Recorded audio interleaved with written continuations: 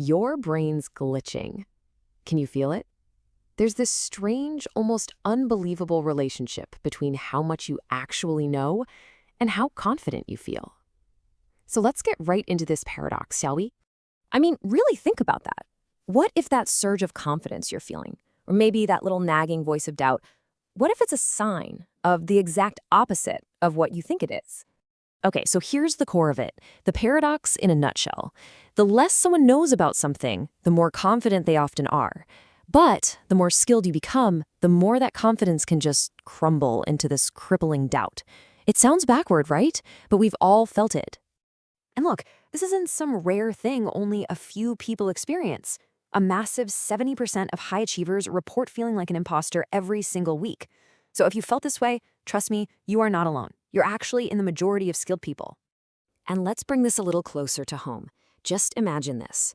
In universities right here in Pakistan, 62% of the absolute brightest psychology students, we're talking the ones with the highest GPAs, they secretly feel like they're complete frauds. They're acing the exams, but inside they feel like they don't belong at all.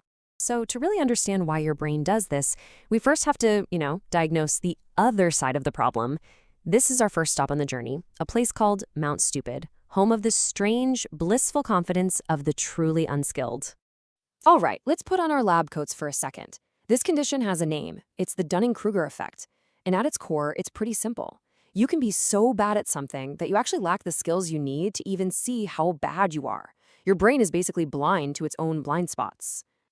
Now, let's look at the evidence. Exhibit A. In this classic 1999 Cornell logic test, the absolute worst performers thought they were above average.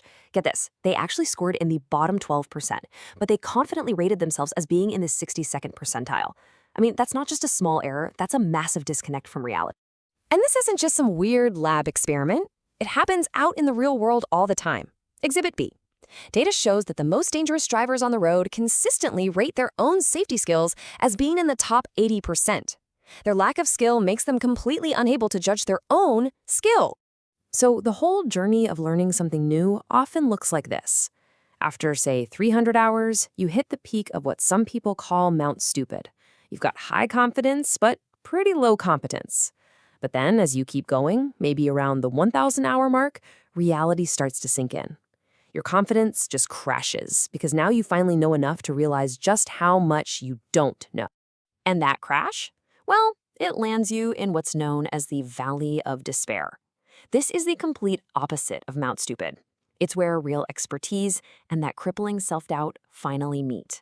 And honestly, it's probably where a lot of you watching this are right now. And just how common is it? Well, it's practically an epidemic among experts. A staggering 82% of STEM PhDs suffer from what we call imposter syndrome. Think about that. The most accomplished minds in science feel like they're just faking it. And let's be really clear here, this is not the same as just getting nervous before a big exam. Typical anxiety, it's temporary, right? It's tied to a specific event.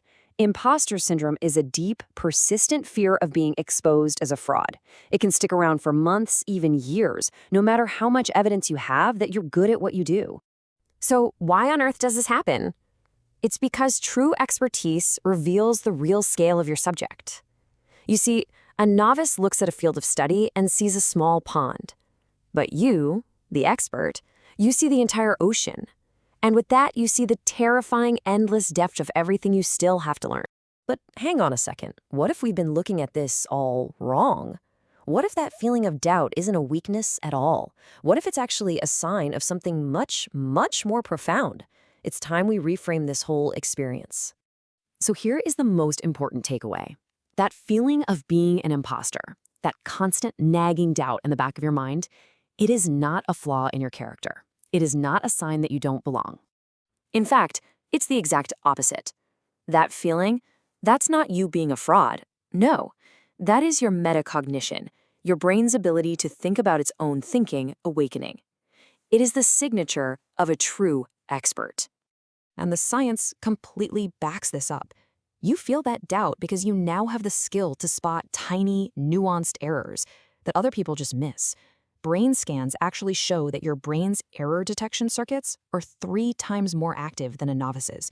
And study after study shows the same thing. True experts consistently underestimate their own abilities, while the unskilled do the exact opposite. Okay, so if this doubt is actually a good sign, how do we live with it? How do we get out of that valley of despair and into a place of healthy, calibrated confidence? Well, here are some actionable steps you can take. First, every time you feel that doubt creep in, you have to actively reframe it. Tell yourself, this isn't weakness, this is a sign of my growing depth. Second, you have to fight the feeling with cold, hard facts. Start a little log and just write down 3 small wins every single day. This builds a case file of your own competence that your feelings just can't argue with. Third, find a mentor you trust. Getting an outside perspective is one of the best ways to calibrate your own self-assessment. And finally, talk about it. Share what you're going through, and you'll quickly realize you are not alone. And look, these strategies are proven to work. We're talking clinical trials here. Just the simple act of logging your wins can reduce those imposter feelings by 35%. And sharing your experience with others, that can cut them by nearly half. This is a solvable problem. Now, the point here isn't to become arrogant like the person back on Mount Stupid. The goal is something called calibrated humility. It's a state where your confidence finally accurately reflects your high level of competence. You know what you know, and you're also comfortable with what you don't. So let me just ask you this. On a scale of 1 to 10, how well do you feel you understand this topic right now after watching this? Did you hesitate? Maybe you thought, well, an 8, maybe a 9. That hesitation, that's not fraud. That's your expert mind at work. That is your journey past Mount Stupid, and it's just beginning.